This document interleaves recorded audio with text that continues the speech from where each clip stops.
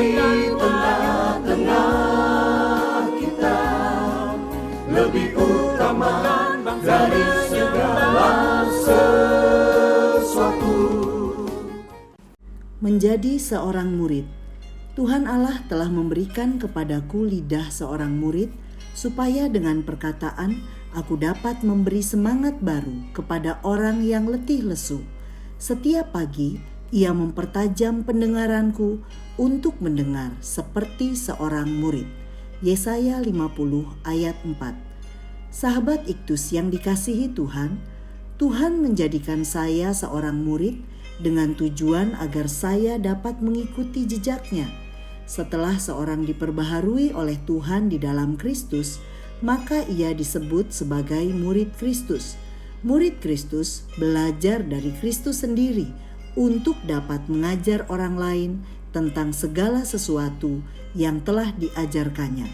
Yang diperlukan untuk menjadi murid Kristus sejati adalah komitmen untuk taat.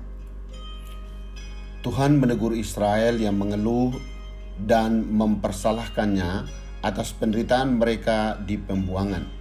Hukuman Tuhan terjadi karena mereka tidak mau taat kepadanya sebagai hamba Allah. Kontras sekali dengan hamba yang digambarkan pada bagian ini. Yesaya adalah seorang murid yang taat. Setiap hari ia duduk di bangku sekolah milik Tuhan untuk berguru padanya. Tuhan menjadikan Yesaya seorang murid yang menundukkan diri dengan cara sebagai berikut. 1. Menjadi murid yang taat dalam perkataan. Ayat 4a. Tuhan Allah telah memberikan kepadaku lidah seorang murid. Lidah dapat berarti bahasa atau dapat pula berarti kemampuan berbicara. Lidah seorang murid adalah lidah seorang yang terpelajar. Ia telah terlebih dahulu belajar sehingga dapat berbicara dan mengajar orang lain. Dikaruniai lidah seorang murid berarti diajar untuk mengatakan apa yang telah dipelajari dari Tuhan, supaya dengan perkataan ia dapat memberi semangat baru kepada orang yang letih lesu. Ayat 4b. Lihatlah apa pembelajaran terbaik untuk seorang murid, yaitu ia tahu bagaimana menghibur hati yang sedang gundah dan berkata-kata dengan hikmat pada jiwa-jiwa yang lemah dan membutuhkan pertolongan. Memiliki ketaatan dalam perkataan berarti menggunakan kemampuan berbicara untuk membangun orang lain dengan pengajaran Tuhan. 2. Menjadi murid yang taat dalam pendengaran. Ayat 4b sampai ayat 5. Setiap pagi ia mempertajam pendengaranku.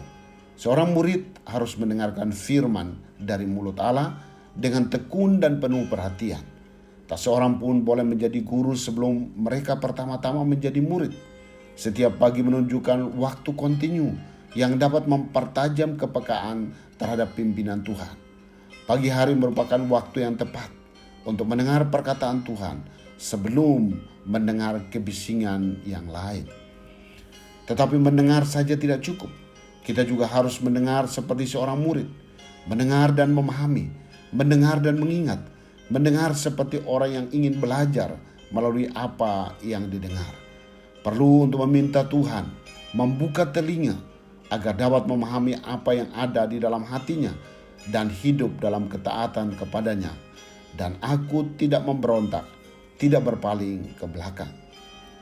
3. Menjadi murid yang taat dalam penderitaan. Ayat 6. Ayat ini berbicara tentang penderitaan Yesaya dalam menaati panggilan Tuhan. Meski tidak ada penjelasan langsung mengenai kesulitan yang dialaminya, namun yang pasti bahwa nubuat ini digenapi secara penuh dalam Yesus Kristus. Ia harus mengosongkan dirinya dari kesejahteraannya dengan Allah dan merendahkan dirinya menjadi hina. Bandingkan Filipi 2 ayat 6 sampai 8. Yesus Kristus adalah teladan sempurna dalam penderitaan karena ketaatannya pada kehendak Allah. Ketaatan yang penuh dalam penderitaan adalah karena ia sabar dengan mata yang tertuju pada kehendak Bapaknya. Inilah tugas yang kuterima dari Bapakku. Dan dengan demikian aku tunduk kepada Allah. Bukan seperti yang ku kehendaki, melainkan seperti yang kau kehendaki. Seorang murid tidak lebih dari gurunya, karena ia akan belajar bagaimana tetap taat di di saat melewati berbagai penderitaan dan mengalami kemenangan. Sahabat Iktus, bagaimana sikap seorang murid Kristus? Ia haruslah seorang yang taat dalam perkataannya, yakni hanya mengucapkan kata-kata yang membangun bagi setiap orang yang ada di sekitarnya. Pekerjaan utama seorang murid adalah belajar, sehingga ia seharusnya memiliki waktu lebih banyak untuk mendengarkan firman Tuhan. Perkataan Tuhan yang telah didengarnya menjadi modal utama untuk dapat menguatkan mereka yang lemah. Saya bukan hanya mau taat dalam perkataan dan pendengaran, melainkan sebagai murid Kristus, saya dibentuk menjadi semakin indah melalui setiap penderitaan yang saya alami. Penderitaan menjadi alat Tuhan untuk membentuk saya menjadi murid Kristus sejati. Saya hanya belajar dari Kristus sendiri yang sebenarnya mampu untuk memberontak, tetapi ia tidak melakukannya. Ia tetap taat meski dalam penderitaan demi tercapainya tujuan Tuhan yang mulia. Sahabat Iktus yang dikasihi Tuhan, apakah saya telah taat untuk menggunakan perkataan saya sebagai alat untuk membangun orang lain? Apakah saya telah mengalami bagaimana Tuhan membuka pendengaran saya untuk mengerti dan melakukan apa yang difirmankannya? Sediakah saya sebagai murid Kristus untuk tetap taat meski dalam penderitaan? Tuhan Yesus, saya ingin menjadi murid-Mu yang taat, baik dalam perkataan, pendengaran, dan penderitaan. Saya mengerti bahwa Tuhan melatih saya untuk senantiasa menyampaikan perkataan yang membangun dan bukan menjatuhkan. Bangkitkanlah gairah saya untuk mendengar firman Tuhan secara rutin di pagi hari, karena inilah yang memampukan saya untuk dapat menjadi berkat. Ya Tuhan, kuatkan saya untuk melewati masa penderitaan hingga saya muncul sebagai seorang pemenang. Amin. Tugas seorang murid Kristus hanyalah taat kepada Kristus. Kristus ada di